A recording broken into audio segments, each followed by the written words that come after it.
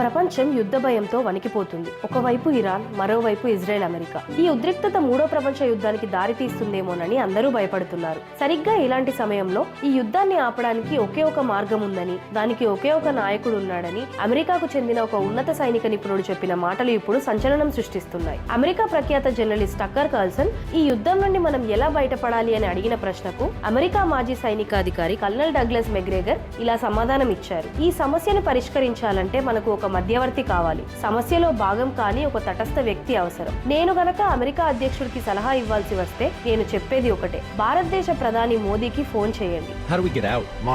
My personal preference, if I were advising the president, is to call Prime Minister Modi in India.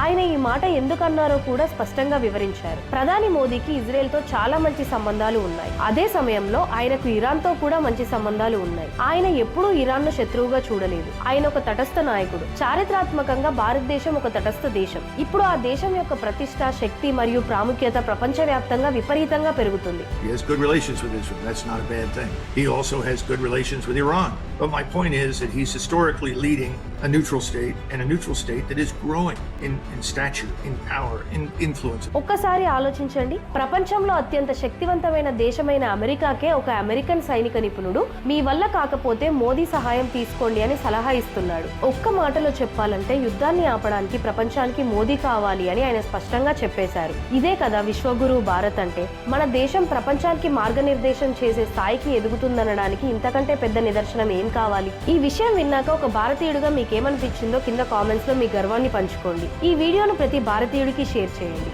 జై హింద్. ఈ విషయం గురించి ఇంకా clear గా తెలుసుకోవాలంటే ఫుల్ వీడియో చూడండి.